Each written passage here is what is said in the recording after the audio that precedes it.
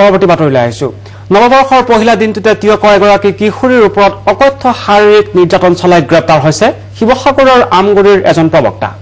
সমাজ তত্ত্ব বিভাগৰ নৱকৃষ্ণ বৰা নামৰ এই প্ৰবক্তাজনে চাকৰি দিয়াৰ প্ৰলোভনেৰে দৰিদ্ৰ পৰিয়ালৰ কিশোৰীগৰাকীৰ ওপৰত যৌন নিৰ্যাতন চলায় স্থানীয় ৰাইজে মেলাংস্থিত বাসগৃহটোৰ ক্ষতিসাধন কৰাৰ লগতে উত্তপ্ত পৰিস্থিতিৰ সৃষ্টি কৰে এই ব্যক্তিজনলৈ মন কৰক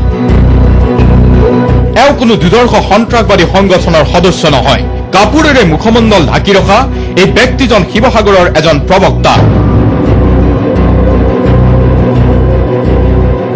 সমাজ তত্ত্ব বিভাগৰ এখন জুনিয়ৰ কলেজৰ প্ৰবক্তা এজন কিন্তু এই লোকজনে শেহতীয়াভাৱে এগৰাকী 16 বছৰীয়া কিশোৰীক যৌন নিৰ্যাতন চলোৱাৰ অভিযোগত আৰক্ষীৰ হাতত গ্ৰেপ্তাৰ হ'বলগীয়া হৈছে তিয়কৰ মেলেং অঞ্চলৰ বিবাহিত এই লোকজনে স্থানীয় এগৰাকী দৰিদ্ৰ পৰিয়ালৰ কিশোৰীক চাকৰি দিয়াৰ প্ৰলোভনেৰে নৱবৰ্ষৰ পহিলা দিনটোতেই যৌন নিৰ্যাতন চলোৱাৰ অভিযোগ তুলিছে কিশোৰীগৰাকীৰ লগতে কিশোৰীগৰাকীৰ পৰিয়ালবৰ্গই ছোৱালী আহি মোক ক'লেহি যে কানি কাটি যায় দুয়োটা এনেকুৱা কথা এনেকুৱা কাম তেতিয়া মই এটা থানাত কেছ দিলোঁ সেই কেছটো মতে মই থানালৈ মোক মাতিলে মই গ'লোঁ থানাত মোক ক'লে এইখন ৰাৱণৰ দেশ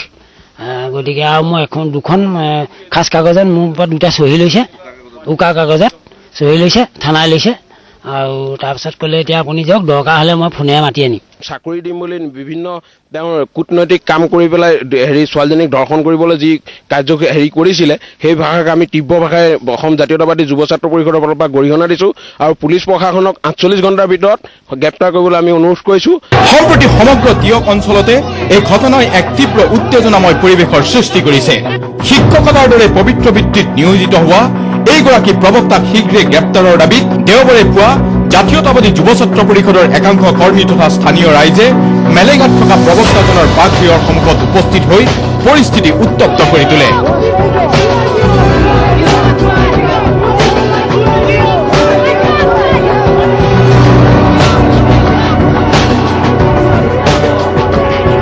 প্ৰবক্তাজনৰ বাসগৃহটোৰো কিছু ক্ষতিসাধন কৰে উত্তেজিত জনতাই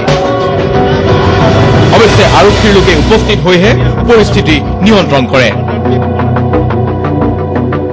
ইফালে ৰাইজৰ তীব্ৰ দাবীত হৈমান হৈ লাহদৈগড় আৰক্ষীয়ে অভিযুক্তজনক গ্ৰেপ্তাৰ কৰাৰ তথ্য সদৰি হৈছে